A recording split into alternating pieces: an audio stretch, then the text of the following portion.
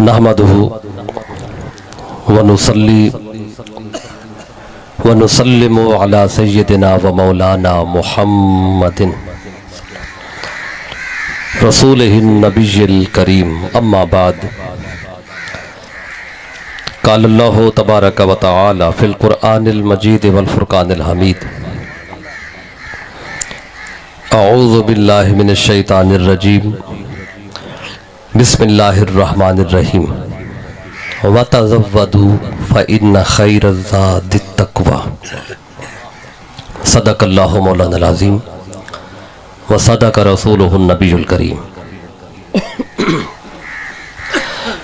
मौलाया सल्लि व सल्लिम दाइमन अबदा अला हबीबिका खैरिल खल्क़ि कुल्लिहिम हुवल हबीबुल्लज़ी तुरजा शफ़ाअतुहु लिकुल्लि हौलिन मिनल अहवालि मुक़्तहिमी। हम्द और सलात के बाद लायके सद एहतराम मुअज़्ज़ज़ और मुकर्रम उलमाए कराम, मुअज़्ज़ज़ मेहमानाने गिरामी कद्र, मुअज़्ज़ज़ कायदीन और कारकुनान तहरीक मिनहाजुल कुरान तहसील लाल हसन करोड़ और मिनहाजुल कुरान उलमा कौंसल तहसील लाल हसन करोड़ के तमाम अराकीन वाबस्तगान ओहदेदारान और आज के इस खूबसूरत महफिल बसिलसिला चहलम मोहतरम अहमद बख्श मरहूम, आज के इस प्रोग्राम में तशरीफ़ लाने वाले मुअज़्ज़ज़ और मुकर्रम हाज़िरीन, अल्लाह ताला का शुक्र है कि जिसकी तौफीक से हम आज इस अज़ीम शान महफिल में हाजिर हैं। दुआ है कि अल्लाह ताला हम सब की हाज़िरी अपनी बारगाह में कबूल फरमाए।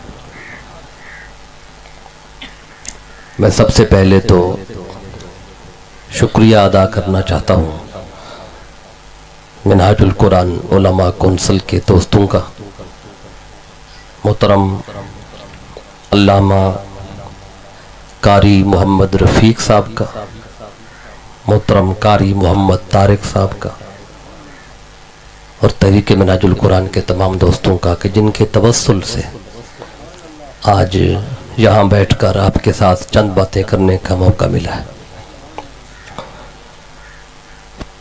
और दुआ भी करता हूँ कि अल्लाह ताला मोहतरम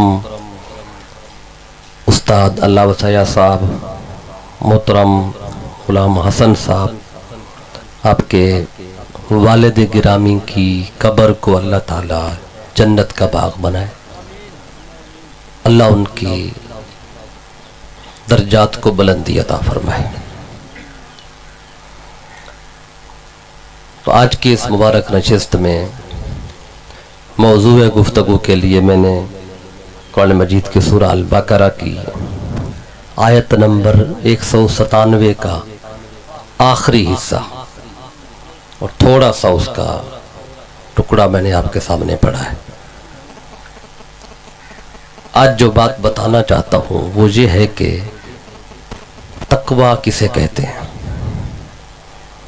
ये लफ्ज़ आप सुनते रहते हैं ना, तकवा। तकवा किस शय का नाम है और तकवा जिसको मिल जाए वो बंदा कैसा होता है,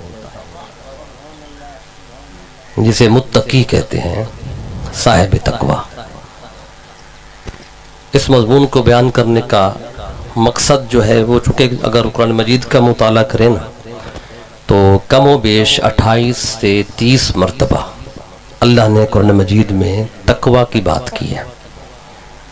तो ये मज़मून कोई एक दो दफ़ा नहीं आया। अगर कोई ख़ास मज़मून आ जाए तो अल्लाह उसे 2 दफ़ा बयान कर देता है, जो उससे ख़ास आ जाए तो फिर 3 दफ़ा जिक्र हो जाता है, और ज़्यादा ख़ास होता जाए तो फिर अल्लाह उसे और बढ़ाता जाता है।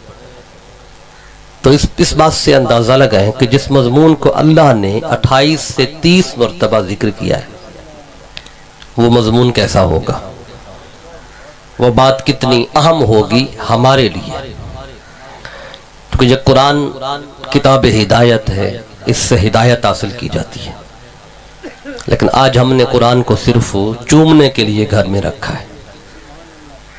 या फिर कोई फौत हो जाए तो ख़त्म पे पढ़ने के लिए कुरान पाक ले आते हैं, या फिर कसम उठानी हो तो अदालत में कुरान पाक ले आते हैं, वहाँ कसम के लिए कुरान पाक लाया जाता है, या फिर किसी की बेटी की शादी हो तो उसे कुरान के साए में रुखसत किया जाता है। बस इन कामों के लिए हमने अपने घरों में कुरान को रखा हुआ है और कुरान को बहुत ऊंचा रखते हैं ताकि बच्चों का हाथ ही न लगे, पढ़ भी ना पाएं कि ये क्या कौन सी किताब है। और टीवी का रिमोट नीचे रखते हैं ताकि हर बच्चा आराम से उठा ले। अगर कभी रिमोट टीवी का ऊपर रखते हैं जहाँ कुरान रखते हैं ऊंची जगह पे, तो बच्चे या सारा दिन आपको घर में बैठने नहीं देंगे, क्योंकि हमने तरबियत ऐसी की है बच्चों की। जो चीज़ उनको शुरू में दिखानी थी, पढ़ानी थी, उसे हमने छुपा के ऊपर रख दिया, और जिससे बचाना था वो हर बच्चे के हाथ में दे दिया। तो इसलिए घरों के हालात और माहौल घरों का उजड़ गया है। तो ज़रूरी है कि हम अपने घरों के माहौल को भी ठीक करें और फिर कुरान के उस पैगाम की तरफ आ जाएं जिधर कुरान हमें लाना चाहता है। तो आज की गुफ्तगू कीजिए उसी सिलसिले की एक कड़ी होगी कि हम पलट आए उस कुरान की तरफ, उस पैगाम की तरफ। तो अल्लाह ने तकवा के बारे में बारहा कुरान मजीद में बताया, और हमारे यहाँ लफ्ज़ तकवा ये कोई अनहोना लफ्ज़ नहीं है। आप अक्सर सुनते हैं ये लफ्ज़, और बाज़ लोगों ने मस्जिदों का नाम भी मस्जिद तकवा के नाम से रखा होता है। तो आज हम देखते हैं कि ये तकवा शय क्या है। तो अल्लाह ने कुरान मजीद में तकवा का जिक्र किया, फरमाया वतज़व्वदू, और ज़ादिरा इख्तियार करो। ज़ादिरा क्या होता है ये आप अच्छी तरह समझते हैं। अगर कोई बंदा सफर पे निकलता है ना, दौरान सफर जो चीजें उसे जरूरत पड़ती हैं वो होता है ज़ादिरा। आप जहां से अगर लाहौर जाएं तो ज़ादिरा के बगैर आप नहीं जा सकते, और सफर थोड़ा हो तो ज़ादिरा भी थोड़ा चाहिए, सफर ज्यादा हो तो ज़ादिरा भी ज्यादा चाहिए। ये जिंदगी भी एक सफर है। आप कहते हैं ये जिंदगी कट रही है, सफर है। फिर मौत जब आती है तो लम्हाए मौत आने के बाद जो अगला जो मरहला है वो भी सफर है। जब कोई बंदा फौत होता है तो आप कहते हैं फला बंदा अपने सफर आखरत पे रवाना हो गया। ये कहते हैं कि नहीं कहते हैं कि फला बंदा अपने सफर आखरत पे चला गया, यानी कि आखरत भी एक सफर है। तो सफर तो बगैर ज़ादिरा के नहीं कटता। तो ये जिंदगी का सफर, इसका ज़ादिरा क्या है, कैसे कटेगा। फिर मौत आने के बाद का जो सफर है, सफर आखरत, वो सफर भी किसी न किसी ज़ादिरा के साथ ही कटेगा। तो किस ज़ादिरा को अपनाएं कि हमें मंजिल मिले और सफर कट जाए। दुनिया के अंदर देखें तो लोगों ने मुख्तलिफ ज़ादिरा अपनाए हुए। कोई ये समझता है कि अगर मुझे पैसा मिल गया तो मुझे मंजिल मिल जाएगी। कोई ये समझता है कि मेरी दुकान 1 है 5 बना दी तो फिर मैं कामयाब हो जाऊंगा, मंजिल मिल जाएगी। कोई ये समझता है कि मेरा पे स्केल 14 है, 16 हो गया, 18 हो गया तो फिर मुझे मंजिल मिल जाएगी। कोई काउंसलर है तो कोशिश करता है कि अगर मैं MPA बन जाऊं तो मुझे मंजिल मिल जाएगी। कोई अगर वजीर है तो कहता है मैं वजीर आला बन गया तो मुझे मंजिल मिलेगी। तो लोगों ने इन चीजों को ज़ादिरा बनाया। किसी ने माल को, किसी ने इक़्तिदार को, किसी ने जाहो जलाल को, किसी ने इज्जत को, किसी ने शोहरत को। तो ये ज़ादिरा है कि ये मिल जाए तो मंजिल मिलेगी। तो बारी ताला लोगों ने तो इन चीजों को ज़ादिरा बनाया है। जरा तू बता, तेरी निगाह में ज़ादिरा क्या है जो हम अपनाएं और हमें मंजिल भी मिल जाए। तो अल्लाह फरमाता है मुझसे पूछा है तो आओ तुम्हें बताता हूं कि मैं किसको बेहतरीन ज़ादिरा कहता हूं, जिसको अपनाने से बंदे को मंजिल जरूर मिलती है। वो क्या है? फरमाया फ़इन्ना खैरज़्ज़ादित तक़वा। अल्लाह फरमाते हैं मेरे नजदीक सबसे बेहतरीन ज़ादिरा तक़वा है। कि जिसको तक़वा मिल गया, अल्लाह फरमा रहे उसे मंजिल जरूर मिलेगी। बाकी चीजें अपना लो, हो सकता है मंजिल मिले, हो सकता है न मिले, लेकिन जो तकवा हासिल कर ले उसे हर हाल में मंजिल मिल जाती है। फिर आज हर बंदे की ख्वाहिश है कि वो कामयाब हो, कामयाबी हर बंदा चाहता है। अब देखिए तलबा हैं, पढ़ते हैं 18-18 घंटे 24 घंटे दिन रात मिला के 18-18 घंटे तक वो तालीम हासिल करते हैं, पढ़ते हैं। उनसे पूछा जाए इतनी देर क्यों पढ़ते हो? तो 6 घंटे तुम्हें आराम के मिलते हैं खाने पीने के अलावा, तो इतनी देर क्यों किताबें उठा के बैठे रहते हो? वो कहते हैं हम कामयाबी चाहते हैं। एक दुकानदार है, सुबह सर्दी होती है, धुंध भी होती है, वो सख्त सर्दी में जाता है, जाके दुकान खोलता है, रात को वापस आता है, अंधेरा छा चुका होता है। उससे पूछा जाए इतनी सर्दी में जाते हो, इतनी देर से वापस आते हो, क्यों इतनी देर दुकान पे बैठते हो? वो कहते हैं जी मैं कामयाबी चाहता हूं। एक पढ़ाने वाला है, उससे पूछो सुबह शाम पढ़ाते हो क्यों? कहते हैं कामयाबी चाहता हूं। दुकानदार है, वो भी कामयाबी चाहता है। तालिब इल्म, वो भी कामयाबी चाहता है। उस्ताद है, वो भी कामयाबी चाहता है। छोटा है कामयाबी चाहता है, बड़ा है कामयाबी चाहता है। मर्द है तो कामयाबी चाहता है, औरत है तो वो भी कामयाबी चाहती है। तो कामयाबी किसको मिलती है? कौन कामयाब होता है? हमारे मुआशरे में तो कामयाब बंदा किसको कहते हैं? हमारे इलाके में, हमारे मुआशरे में जो बंदा अच्छी जॉब हासिल कर ले, अच्छे स्केल पे आ जाए, दुकानें 5 थी 20 हो गई, अब कहते हैं ये बंदा बड़ा कामयाब जा रहा है। हमारे यहां तो कामयाबी का मियार ये है। अल्लाह से पूछते हैं बारी ताला तेरी निगाह में कामयाब कैसे होता है बंदा, उसकी निशानी क्या है? तो अल्लाह ताला ने फरमाया आओ मुझसे पूछना चाहते हो कि मैं कामयाब किसे कहता हूं? तो अल्लाह ने सूरह नबा की आयत नंबर 31 में ये जवाब दिया। फरमाया इन्ना लिल मुत्तकीन मफाजा। अल्लाह फरमाता है कामयाबी है ही उनके लिए जो तकवा वाले बन जाते हैं। यानी दुनिया में हो सकता है माल मिलने से, इख्तिदार मिलने से, जाहो जलाल मिलने से, इज्जत मिलने से कोई शायद हो सकता है वो समझे कि मैं कामयाब हो गया, वह नहीं, जिसे तकवा मिल गया वो बंदा कामयाब है। कामयाबी है ही मुत्तकीन के लिए। अब देख लें ये भी अल्लाह ने फैसला कर दिया। फिर आज हर इंसान की ख्वाहिश है कि उसको इज्जत मिले। इज्जत हर इंसान चाहता है। छोटा बच्चा है, उसकी अब थोड़ी सी उसको छेड़ के देखें, इंसल्ट करें, बेइज्जती करें, वो भी लड़ पड़ता है क्योंकि वो भी इज्जत चाहता है। जवान है वो भी इज्जत चाहता है, खवातीन है वो भी इज्जत चाहती हैं, बुजुर्ग हैं वो भी इज्जत चाहते हैं। हर बंदा फकीर हो उसे भी इज्जत चाहिए, मुल्क का वजीर हो उसे भी इज्जत चाहिए। तो इज्जत वाला कौन है? इज्जत किसकी की जाती है? हम साहिब इज्जत किसको समझते हैं?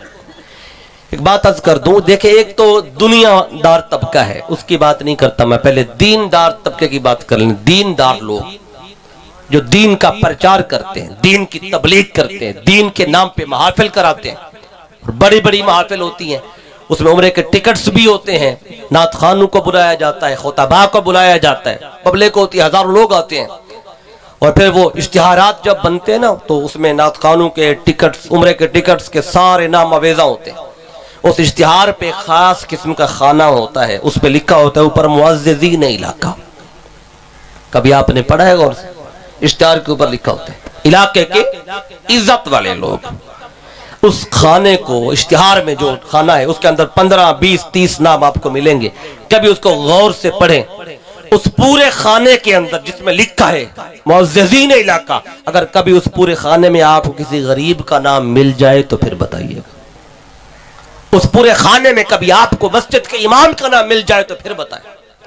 सफेद पोश का नाम उस खाने में नहीं होगा, मस्जिद के इमाम का नाम भी नहीं होगा, कुरान के हाफिज और कारी का नाम भी नहीं होगा, सफेद रीश का नाम भी नहीं होगा, नमाज पढ़ाने वाले का, तहज्जुद पढ़ने वाले का, अजान देने वाले का, गरीब का, फकीर का नाम आपको पूरे खाने में नहीं मिलेगा। जो भी नाम होंगे लिखा होगा, कोई नंबरदार है इलाके का, कोई वडेरा है, कोई चौधरी है, कोई बड़ा ताजिर है, कोई बड़ा सियासतदान है इलाके का, कोई काउंसलर है, कोई भी होगा, उन्हीं के नाम होंगे जो पैसा देते हैं, जिनके पास माल है। तो क्या इज्जत सिर्फ उन्हीं की है जो मालदार है? इज्जत सिर्फ उन्हीं की है जिनके पास पैसा है? क्या गरीब की इज्जत कोई नहीं? क्या मस्जिद के इमाम की इज्जत कोई नहीं? क्या हाफिज कुरान की इज्जत कोई नहीं है? क्या मुअज्जिन की इज्जत कोई नहीं है? तो पूरी लिस्ट में इनका नाम ही कोई नहीं। ये वो लोग हैं जो दीन का प्रचार करने वाले, दीन के नाम पे महफिल कराने वाले, जो दीन का प्रचार करते हैं। उनका हाल ये है कि उनके नजदीक इज्जत वाले तरफ ये लोग रह गए, तो दुनियादार लोगों को क्या बात की जाए। उनके बारे में क्या सोचा जाए? उनके यहाँ इज्जत वाला कौन है? उनके यहाँ तो इज्जत का म्यार माल है, दौलत है। जिसके पास अच्छी गाड़ी हो, अच्छा घर हो, बैंक बैलेंस हो, उसी को सलाम किया, उसी को सलूट किया जाता है। गरीब बंदे के साथ हाथ मिलाना गवारा नहीं करते। तो इज्जत का म्यार क्या है दुनिया में? तो इज्जत का म्यार किसी ने माल को, किसी ने इक्तदार को, किसी ने इज्जत शोहरत को, जायदाद को इज्जत का म्यार समझा। तो अल्लाह के नजदीक इज्जत का म्यार क्या है? अल्लाह इज्जत वाला किस बंदे को कहता है? और हमने फैसला करना है कि हमने अल्लाह की बात माननी है या बंदों की बात माननी है, यह भी फैसला करना है आपने। अब अल्लाह ने क्या फरमाया? सूरत का नाम है हुजुरात, आयत का नंबर है 13। अल्लाह फरमाता है, मुझसे पूछना चाहते हो मेरे नजदीक इज्जत वाला कौन है? फरमाया, इन्ना अकरमकुम इंदल्लाहि अत्काकुम, मगर तुम में से मेरे नजदीक सबसे ज्यादा इज्जत वाला वो है जो तुम में सबसे ज्यादा तकवा वाला है। इज्जत उसी की जो साहिब तकवा। अच्छा, एक बात और भी इस आयत में नजर आ रही है, उस पर भी गौर करें जरा। एक तो ये कि इज्जत उसी की जो साहिब तकवा, सबसे ज्यादा अकरम वही है जो अतका है। दूसरी बात एक और भी कुरान बता रहा है इस आयत के अंदर, वो क्या है? तो अल्लाह बता रहा है कि इज्जत लोग समझते माल में, कोई समझते इख्तदार में, कोई कहता है जायदाद में। वह इज्जत जायदाद और माल और इख्तदार में नहीं है, इज्जत तकवा में है। अगर कोई इख्तदार पे बैठा हो, चाहे वजीर आजम में क्यों नहीं, अल्लाह उसे तख्त पे बिठा के भी जूते पड़वाता है। और आप आंखों से देख रहे हैं, जिनके पास इख्तदार हो, माल हो, जायदाद हो, समझे इज्जत इसमें, ये लोग भूले हुए हैं। इज्जत का मियार ये नहीं है, इज्जत इसमें नहीं है, इज्जत तकवा के अंदर है। और आपको पता है, हजरत इब्राहिम अलैहिस्सलाम के मुकाबले में नमरूद आया था, तख्त पे बैठता था, अल्लाह के पैगंबर से टक्कर ली। जब टक्कर ली तो अल्लाह ने उसे कैसा जलील किया, बैठता तख्त पे था पर आने वाला पहले उसे जूते मारता था, तो अल्लाह ने तख्त पे बिठा के जूते सर पे पड़वाए। तो इज्जत का म्यार तख्त नहीं है, इख्तदार नहीं है, बल्कि अल्लाह बता रहा है अगर सारी दुनिया मिलकर एक बंदे को बेइज्जत करना चाहे और अल्लाह उसे इज्जत देना चाहे, चूंकि वो साहिब तकवा ही अल्लाह की बारगाह में इज्जत वाला होता है, अगर सारा मीडिया मिलकर भी उस बंदे को अगर बेइज्जत करना चाहे ना, तो उस बंदे का बाल भी भीखा नहीं कर सकते। क्यों? कि अल्लाह उसे इज्जत दे रहा है। अगर सारे लोग मिलकर फतवा जारी कर दें किसी बंदे के बारे में और वो साहिब तकवा हो, अल्लाह उसे इज्जत देना चाहता है, वक्त आता है बातें करने वाले खत्म हो जाते हैं, अल्लाह उसे और इज्जतें देता है।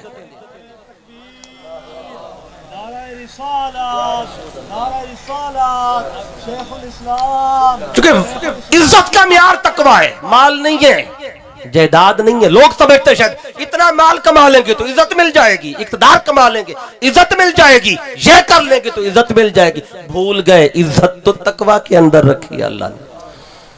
जो साहिब तकवा हो जाए ना, लोग उल्टे भी लटक खड़े हैं, खुद बेइज्जत हो जाते हैं, उसे बेइज्जत नहीं कर सकते।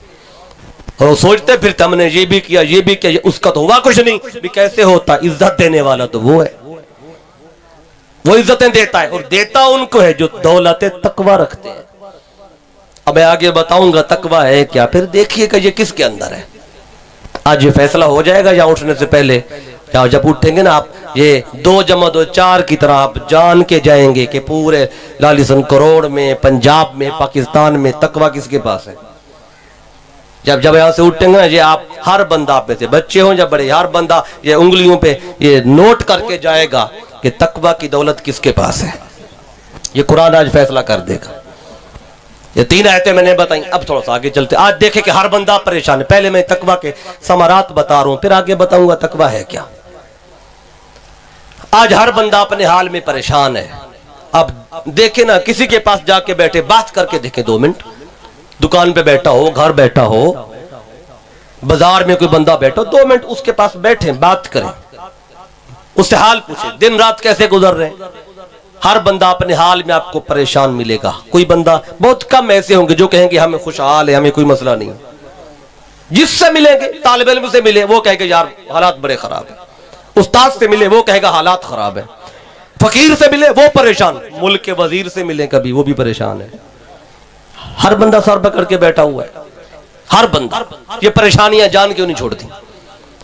परेशानियां जाती क्यों नहीं? क्या कोई ऐसा भी तरीका है कि परेशानियां जान छोड़ जाएं? देखना आप परेशान हो, अल्लाह वाले के पास जाते, कोई तावीज दो ताकि परेशानियां खत्म हो जाएं, लेते हैं ना वजीफा मांगते हैं किसी से, वजीफा बताओ, कोई विर्द बताओ, विर्द वजीफा, परेशानी खत्म हो जाए। अल्लाह फरमाता है मेरे बंदू से तो बड़े वजीफे ले लिए, आओ एक वजीफा तुम्हें मैं भी देता हूं। अगर ये वजीफा अपना लो तो परेशानियां तुम्हारे पास नहीं आएंगी। अब वजीफा सुन लें, अल्लाह फरमाता है वजीफा तुम कर लो, परेशानियां जान छोड़ जाएंगी। वजीफा क्या है? सूरत का नाम है तलाक, आयत का नंबर है 2। अल्लाह ने जहां उस वजीफे का जिक्र किया, क्या फरमाया? वमन यत्तकिल्लाह, जो बंदा तकवा इख्तियार करे, साहिब तकवा हो जाए, फिर क्या होगा? यजअल लहू मखरजा, ये तकवा उसे हर तरह की परेशानी से निकाल देगा, हर तरह की मुसीबत से निकाल देगा, हर तरह के आलाम से निकाल देगा। हर बंदा परेशान है, क्यों? कि दौलत तकवा पास नहीं है। तकवा हो तो परेशानी में बंदा हंसता है, मुस्कुराता है। जिसे तकवा मिल जाए, लाख परेशानियां, सारी दुनिया एक तरफ हो जाए ना, वो साहिब तकवा एक तरफ खड़ा हो, वो सारी दुनिया पे अकेला, सारे मिल भी जाएं तो उसे परेशान नहीं कर सकते, क्योंकि उसके पास दौलत तकवा होती है। अकेला है, उधर हजारों लाखों, वो कहता है लाखों या करोड़ों, उसे कोई परेशानी नहीं, क्योंकि उसे अल्लाह ने दौलत तकवा अता की है। अब ये एक बात ये अल्लाह ने बताई कि अगर परेशानियों से निकलना है, आलाम से निकलना है, तो दौलत तकवा। अब दूसरी एक और बात यही अल्लाह ने अगली इस आयत के अगले हिस्से में बताई है। देखिए रिज्क की तंगी आज हर बंदे को परेशान कर, हर बंदा रिज्क के हवाले से परेशान है, और मईशत का जो निजाम है मुल्क का, वो भी बड़ा खतरे में जा रहा है। हर रोज आप सुनते हैं हर शे, कभी पेट्रोल महंगा कर रहे हैं, कभी कुछ महंगा कर रहे हैं, कभी गैस महंगी हो रही है, कभी तेल महंगा हो रहा है, कभी कुछ महंगा हो रहा है, महंगाई बढ़ती जा रही है, टैक्स बढ़ते जा रहे हैं। क्यों जी? निजाम मईशत का बड़ा खतरे में है, निजाम नहीं चलता मुल्क का, इससे टैक्स बढ़ा दिए, महंगाई कर दी।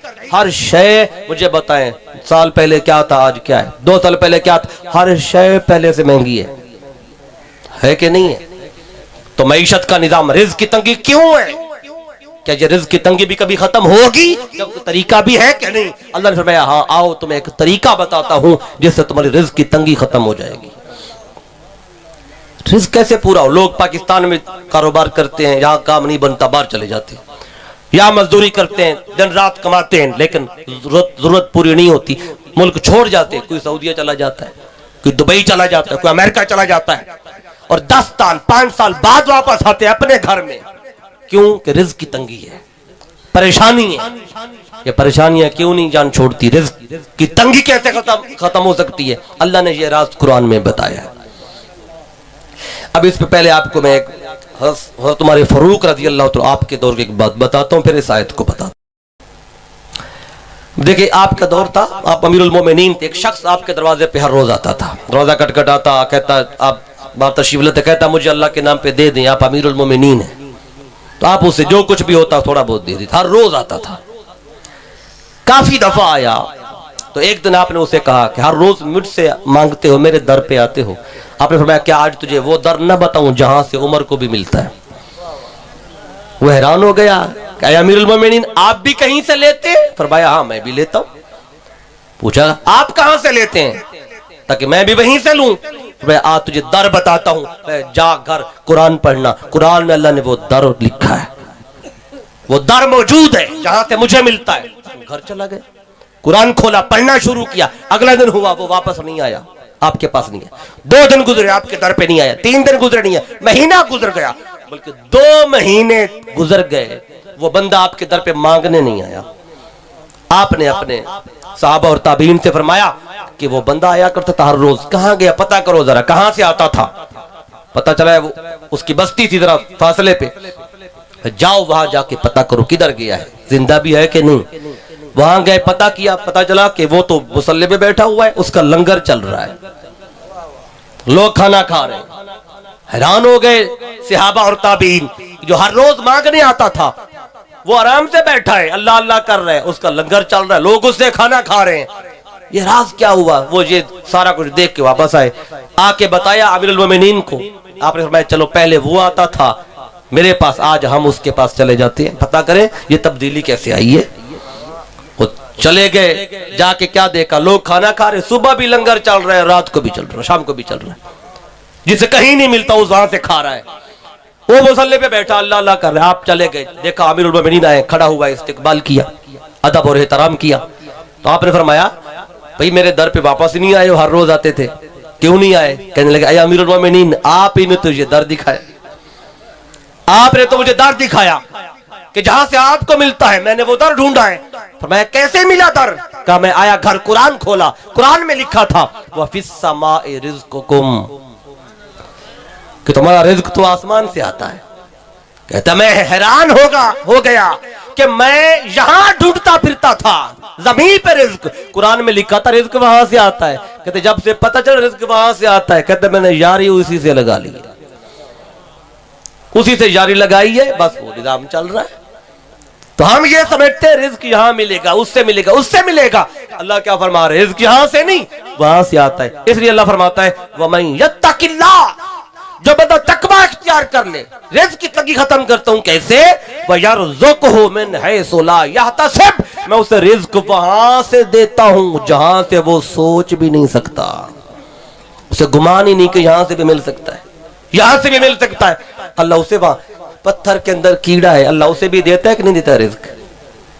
तो फिर पत्थर में कीड़ों को दे रहा है, जो अशरफुल मखलूकात तो इंसान है, फिर इंसान क्यों परेशान फिर रहा है? इसलिए परेशान फिर रहा है कि उसके पास दौलत तकवा नहीं है। तकवा मिल जाए तो फिर परेशानियां खत्म हो जाती है और रिज्क की तंगी भी खत्म हो जाती है।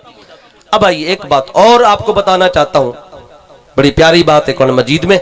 आज देखें कि इंसान को हक और बातिल की पहचान भी नहीं है।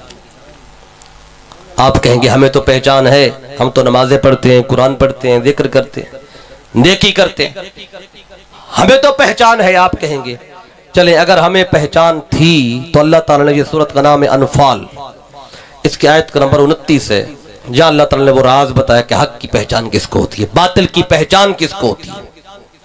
अगर हक और बातिल की पहचान हर बंदे को थी तो अल्लाह ये क्यों फरमाता वला तलबिसुल हक्का बिल बातिल, कि हक को बातिल के साथ मत मिलाओ।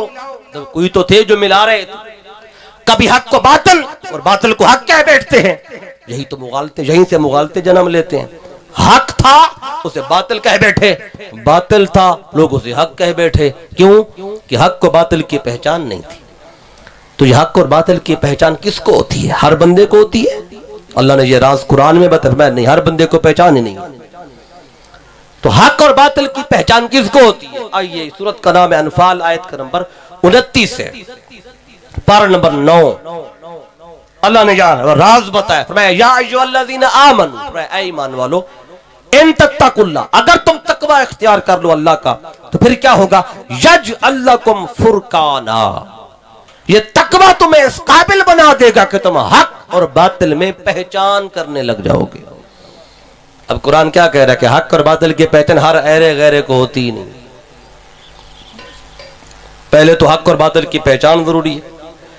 जब तक हक को हक जानेंगे नहीं तो हक का झंडा उठाएंगे कैसे? जब तक बातिल को बातिल समझेंगे नहीं तो बातिल के खिलाफ सर उठाएंगे कैसे? तो हक और बातिल की पहचान अल्लाह बता रहे हर किसी को हो ही नहीं सकती, उसी को होती है जो साहिब तकवा होता है। इसलिए तकवा बड़ा जरूरी है। पता करें ये है क्या, क्योंकि इसके बगैर न हक और बातिल की पहचान होती है, न इसके बगैर मंजिल मिलती है, न इसके बगैर कोई इज्जत वाला बनता है, न इसके बगैर रिज़्क़ की तंगी खत्म होती है, और ना ही इसके बगैर कोई परेशानी जान छोड़ती है।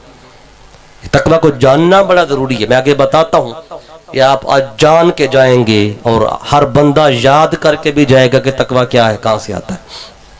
मैं दो बातें और इस पे ऐड करना चाहता हूं। देखें कि ये कुरान है मेरे सामने और कुरान किताब हिदायत है, हिदायत की किताब है। तो ये कुरान हर एक को हिदायत देता है। तो अल्लाह ने शुरू में बता दिया, मैं कुरान को पढ़ने वालों शुरू में बता दिया, ज़ालिकल किताब ला रैब फीह, ये अजीम किताब, इसमें शक की गुंजाइश कोई नहीं है। हुदन, ये कुरान हिदायत है। किसके लिए? लिल मुत्तकीन, मुत्तकीन के लिए। ये कुरान हिदायत तो देता है, पर देता उनको है जो तकवा वाले होते हैं।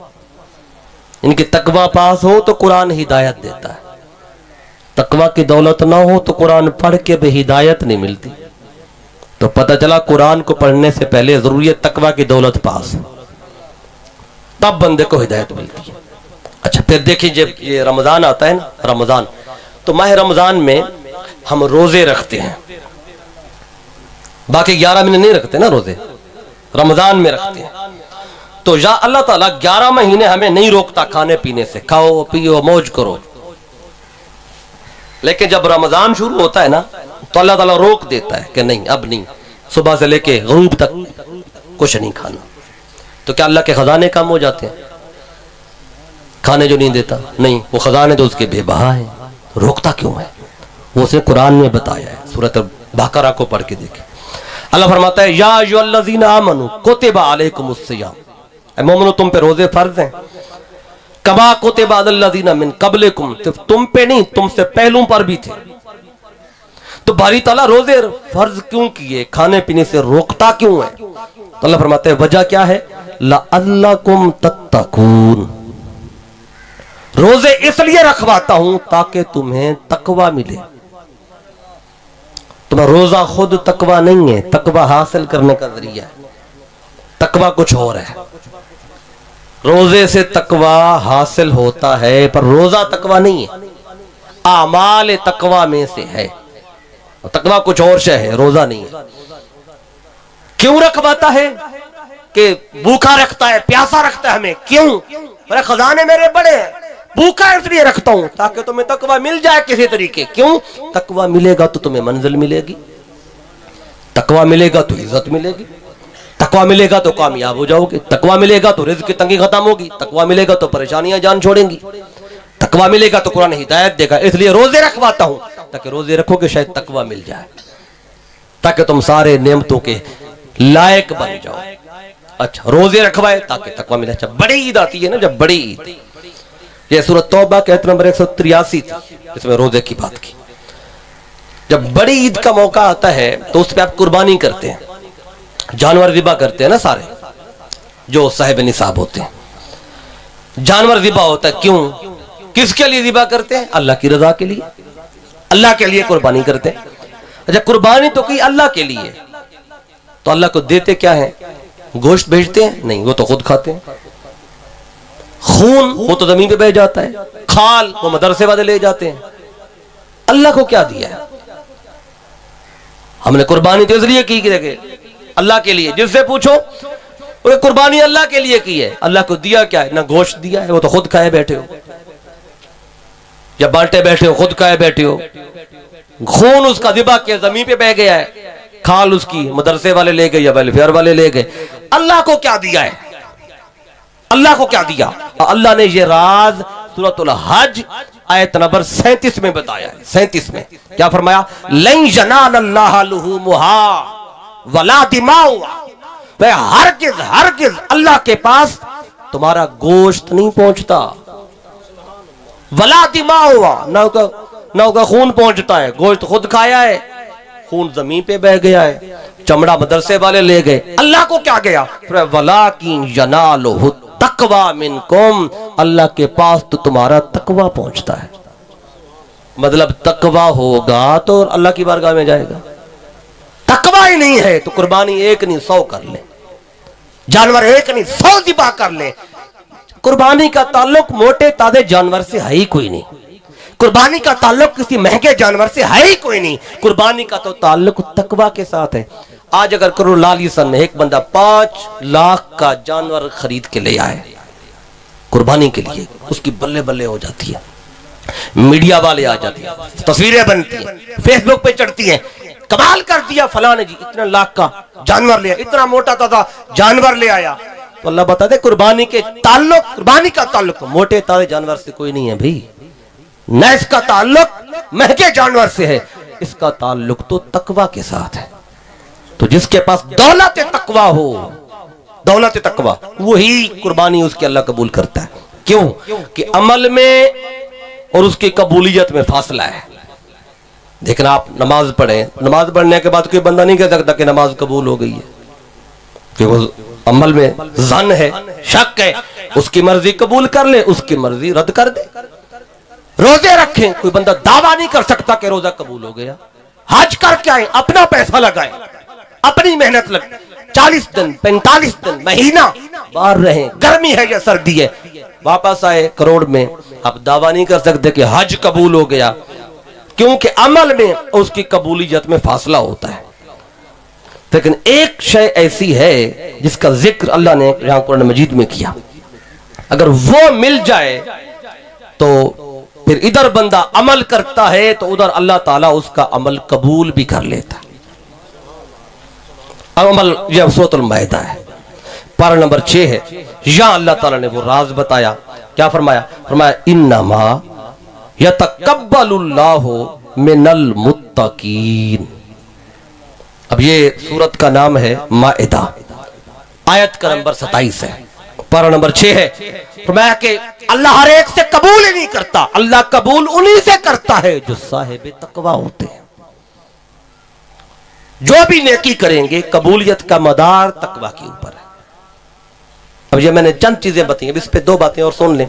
आज हर बंदा चाहता है अल्लाह उससे प्यार करे, अल्लाह प्यार किससे करता है? फरमाया वल्लाहु युहिब्बुल मुत्तकीन, मुत्तकीन से प्यार करता है।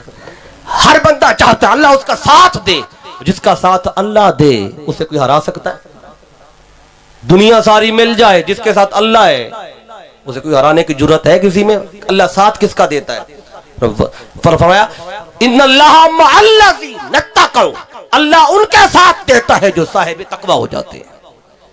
तकवा पास हो तो अल्लाह भी साथ हो जाता है, तकवा पास हो तो अमल कबूल भी हो जाता है, तकवा पास हो कुर्बानी भी अल्लाह की बारगाह में पहुंच जाती है। अब हर शय तो तकवा वालों के लिए। अब इस पे एक आखिरी आयत देता हूं, फिर ये अभी समरात तकवा है, फिर हम आते हैं कुरान से पूछते हैं ये तकवा शय क्या है, किस शय को तकवा कहते हैं। इस पे एक आखिरी आयत सुन लें ताकि तकवा की जो हकीकत है, समरात है, वो पर कुछ किस हद तक समझ में आ जाए हमें।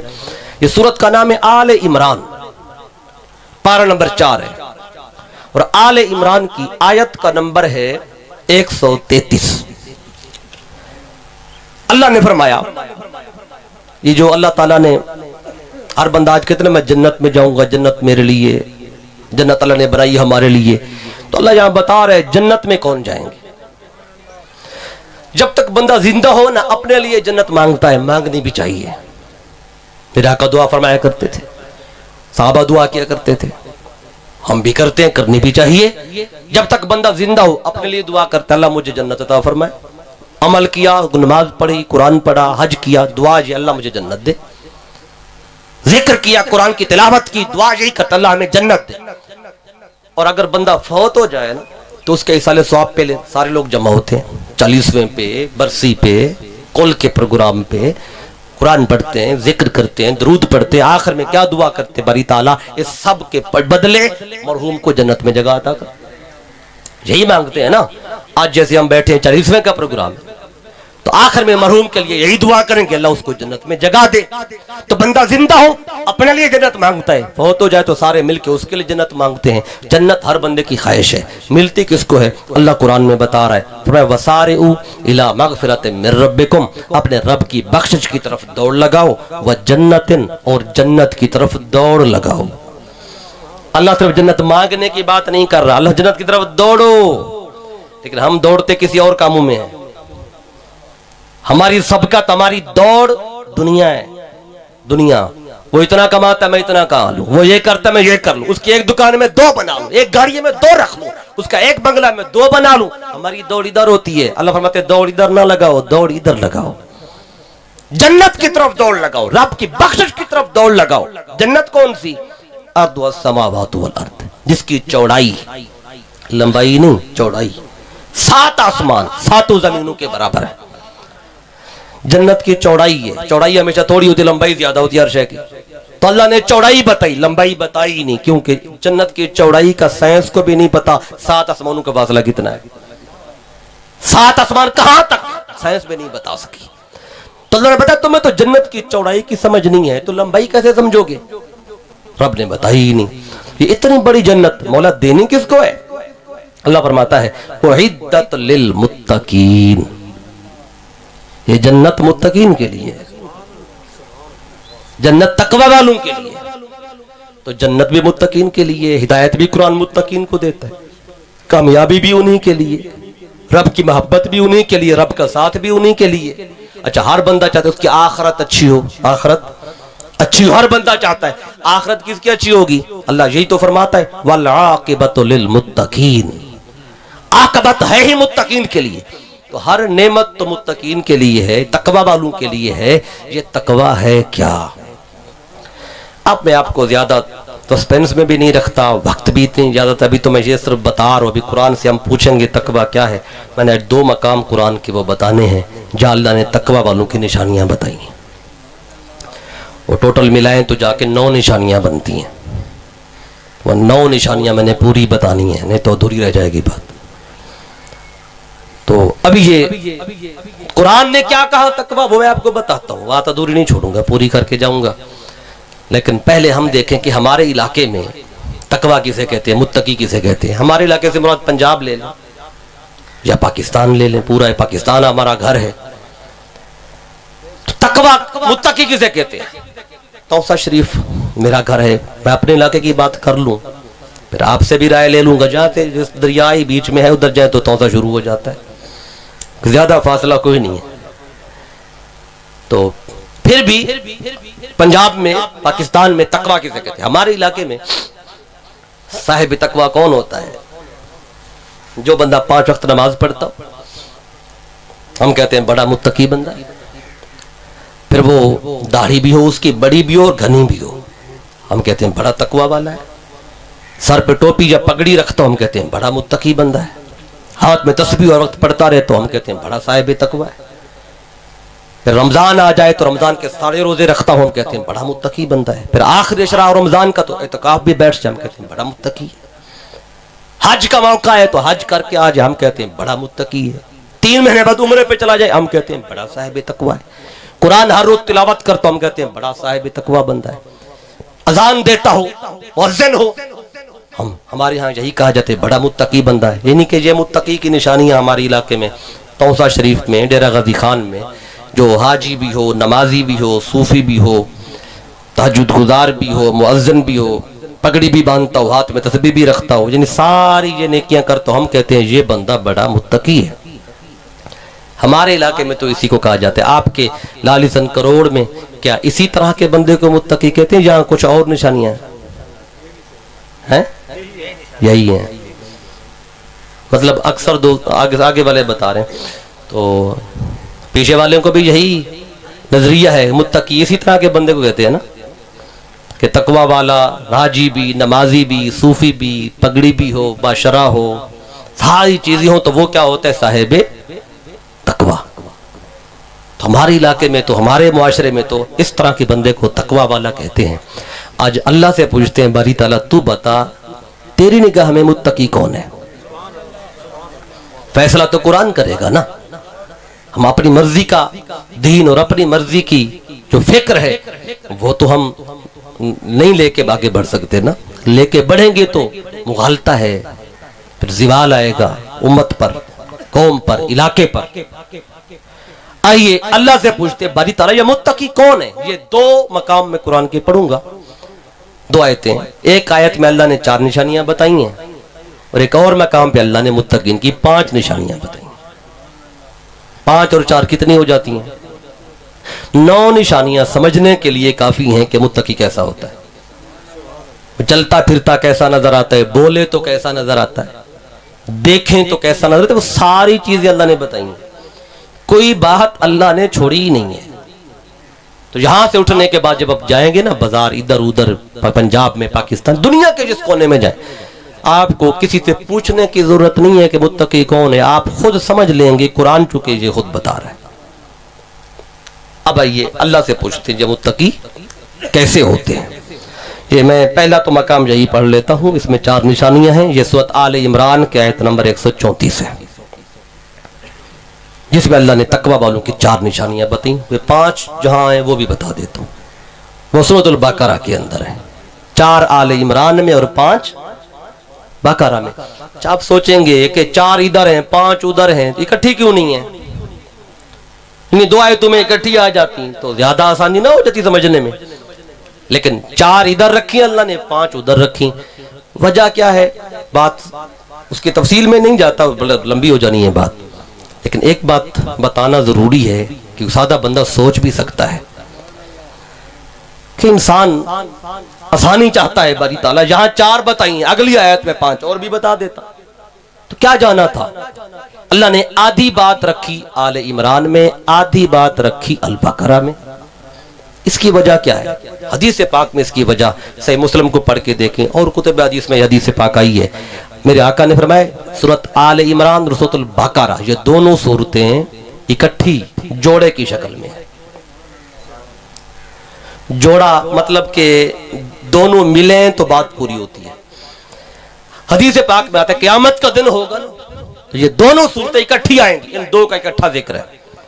जब कुरान आएगा क़यामत के दिन तो ये 2 सूरतें कुरान के आगे आगे चल रही होंगी, अल बकरा और आले इमरान, और ये 2 बदलियां जैसे होती है 2 बदलियों की शक्ल में आएंगी, या फिर जैसे झुंड होते हैं 2 परिंदों के, इतना ज्यादा वो पर फैलाते हैं इकट्ठे कि सूरज की रोशनी को रोक लें, साया हो जाए, उस साये की शक्ल में आएंगी, या 2 बदलियों की शक्ल में आएंगी।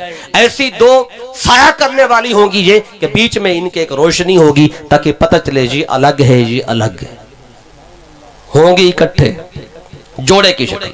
तो तीसरे भाग में 5-6 नाम आका ने दोनों को इकट्ठे बताए, अल बकरा और आले इमरान के। अब इनकी जो मुशाबहत है दोनों सूरतों की, इसकी बहुत सारी वजूहात हैं मुशाबहत की। एक वजह तो यह है कि दोनों सूरतें मदनी हैं। दूसरी वजह यह है कि दोनों सूरतें अलिफ लाम मीम से शुरू होती हैं, अल बकरा भी और आले इमरान भी, 2 होगी। तीसरी मुशाबहत यह है कि अल बकरा, सूरत अल बकरा जो है, इसके आखिर में जहां ये सूरत खत्म होती है, अल्लाह ने बड़ी अजीम एक दुआ सिखाई है। वो दुआ पढ़ते हैं ना नमाज के बाद, इमाम साहब पढ़ा करते हैं, वो जो दुआ पढ़ते हैं ना, क्या दुआ पढ़ते हैं? रब्बाना ला तुआखिज़ना इन नसीना औ अख्ताना, रब्बाना वला तहमिल अलैना इसरन कमा हमलतहु अलल्लज़ीना मिन क़ब्लिना, रब्बाना वला तुहम्मिलना मा ला ताक़त लना बिही वाफ़ु अन्ना वग़फ़िर लना वरहमना अंत मौलाना फंसुरना अलल क़ौमिल काफ़िरीन। ये दुआ बकरा के आखिर में भी बड़ी अजीम दुआ है।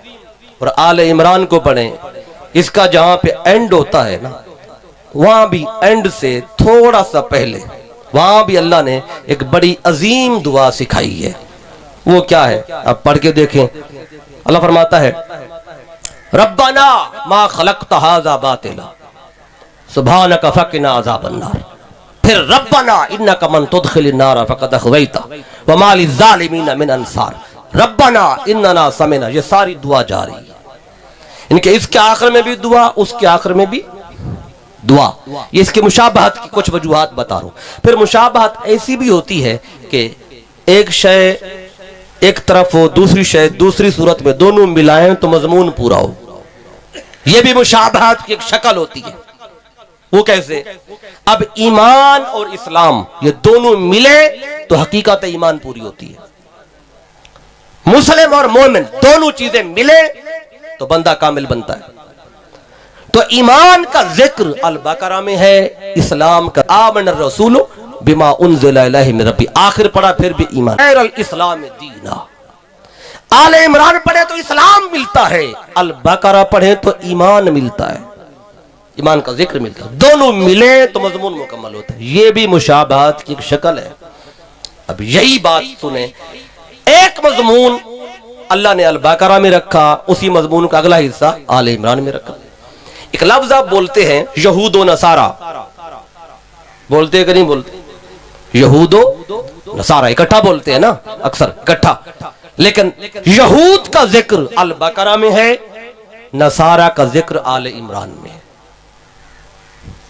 दोनों मिलाएं तो मजमून मुकम्मल होता है। या बनी इस्राइल अज़कुरू नेमती अल्लती, ये शुरू होता है 10वें रकू से काम, और पूरे 10 रकू, बल्कि ये पहले 4 रकू छोड़ के कुरान मजीद के अल बकरा के 5वें रकू से अल्लाह बनी इस्राइल की बात शुरू करते हैं। पूरे 10 रकू ये बात चलती है। इनके यहूद का जिक्र अल बकरा में रखा, नसारा आ गए ईसाई, उनका जिक्र किधर है? वो आले इमरान को पढ़े, वह अल्लाह ने जाके वला तकूलू सलासा, 3 खुदा मत कहो, इंतहू, इससे बचो। नसारा का जिक्र उधर है और यहूदियों का जिक्र। ये भी मुशाबहत की शक्ल होती है। अब जिहाद बिल माल का जिक्र अल बकरा में, जिहाद बिन नफ्स का जिक्र आल इमरान में। अब वो आयतें पढ़ूंगा, फिर टाइम गुजर जाना है, मैं फिर इशारा दे दिया। अब आगे बढ़ते हैं। आगे आ गया मजमून तकवा। तकवा का आधा बयान अल बकरा में रख दिया, आधा बयान आल इमरान में रख दिया। अब ये बात बताने के लिए मैंने दोनों के मुशाबहत और सारी बात बताई, ताकि आपको पता चल जाए आधा उधर क्यों है और आधा उधर क्यों, कि ये दोनों सूरतें जोड़े की शक्ल में दोनों मिलती हैं तो बात मुकम्मल होती है। आइए अब मैं आपको पहले 4 बताता हूं जो आले इमरान में आई हैं, और बाकी जो 5 हैं वो आ रही हैं अल बकरा के अंदर।